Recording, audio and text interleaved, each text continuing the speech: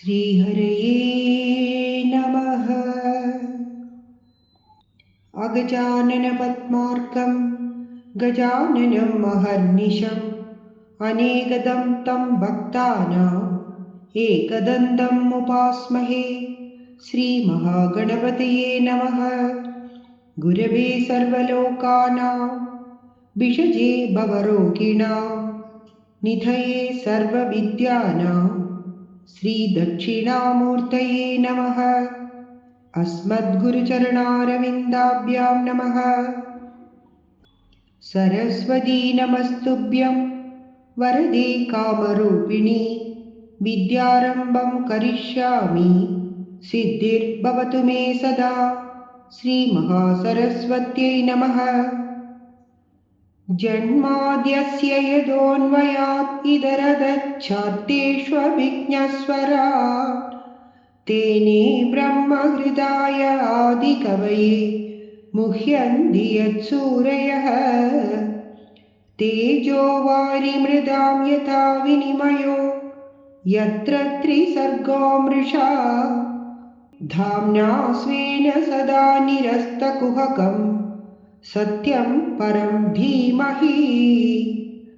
धर्मप्रोजितकैतवोऽत्र परमो निर्मत्सराणां सता वेद्यं वास्तवमत्र वस्तु शिवदं तापत्रयोन्मूलनम्।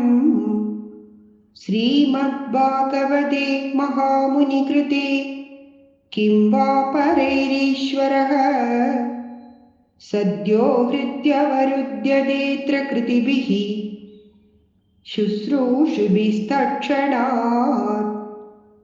निगमकल्पतरोर्गलितं फलं शुगमुगादमृतद्रवसंयुतं पिबत भागवतं रसमालयं मुहुरहो रसिका भुवि भावुकाः। सच्चिदानन्तरूपाय विश्वोत्पत्त्यादिहेतवे तापत्रयविनाशाय श्रीकृष्णाय वयं नुमः। यं प्रव्रजन्तमनुपेदमपेदकृत्यं द्वैपायनो विरहकातराजुहाव पुत्रेति तन्मयतया तरवोऽभिनेदुः तं सर्वभूतहृदयं मुनिमानतोऽस्मि।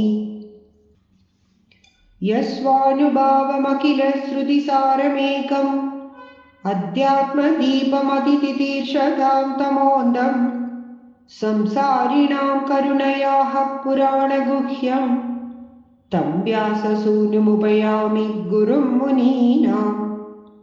नारायणं नमस्कृत्य नरं चैव नरोत्तमं देवीं सरस्वतीं व्यासं ततो जयम् उदीरयेत्।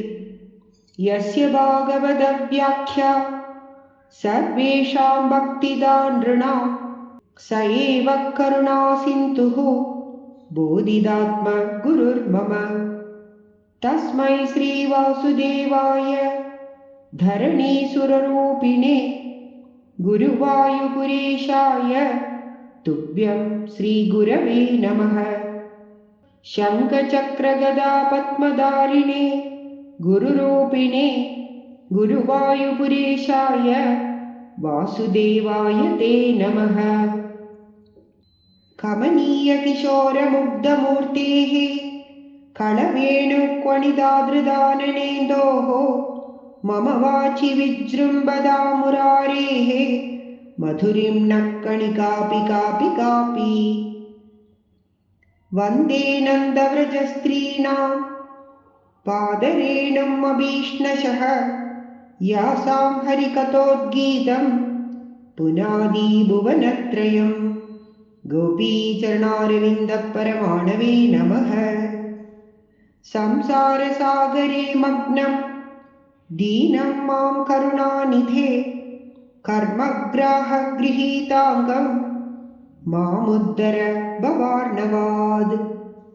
श्रीमद्भागवताख्योऽयं प्रत्यक्षः कृष्ण एव हि स्वीकृतोऽसि मया नाथ मुक्त्यर्थं भवसागरे। मनोरथो मदीयोऽयं सफलः सर्वदा त्वया, निर्विघ्नेनैव कर्तव्यः दासोऽहं तव केशव। शुगरूपप्रबोधज्ञ सर्वशास्त्रविशारद, एतल्कदा प्रकाशेन मदज्ञानं विनाशय। देवदेव जगन्नाथ पुण्यश्रवणकीर्तन, यदुत्तमोत्तमश्लोक नारायण नमोऽस्तु ते। पीताम्बरं करविराजितशङ्खचक्रकौमोदगी सरसिजं करुणासमुद्रं, राधासहायमतिसुन्दरमन्तहासं वातालयेशमनिशं हृदि भावयामि। श्रीगुरुवायूरप्पा शरणम्। आरूढप्रौढवेगप्रविजितपवनं तुङ्गतुङ्गं तुरङ्गं, नीलं चेलं वसानः करदलविलसल् चण्डगोदण्डकाण्डः।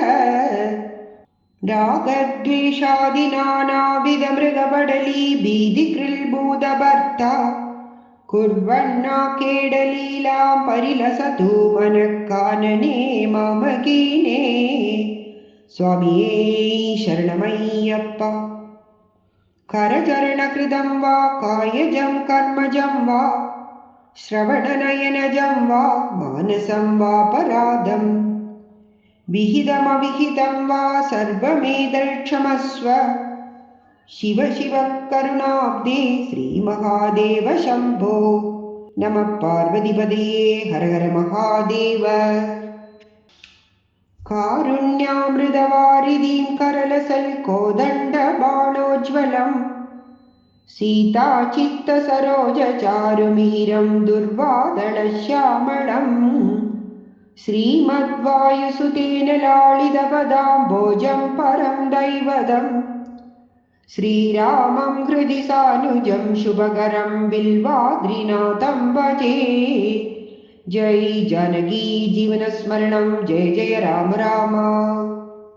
यत्र यत्र रघुनाथकीर्तनं तत्र तत्र कृतमस्तकाञ्जलिं, बाष्पवारि परिपूर्णलोचनं मारुतिं नमद राक्षसान्तकम्। आञ्जनेयस्वामी की जय।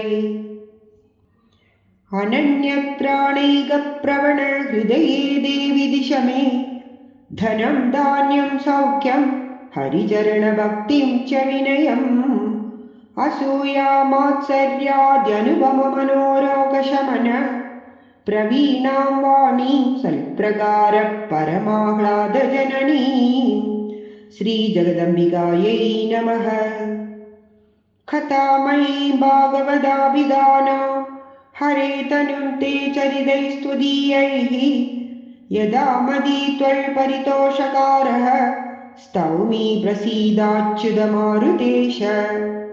मूकं करोति वाचालं पङ्गुं लङ्घयति गिरिं, यत्कृपातमहं वन्दे परमानन्दमाधवम्। भगवन् भूतभव्येश न जाने हितमात्मनः, त्वमेव सञ्चिन्त्य विभो हितं मे दातुमर्हसि। सर्वत्र गोविन्दनाम संकीर्तनं गोविन्द गोविन्द। नारायण अखिलगुरो भगवन् नमस्ते।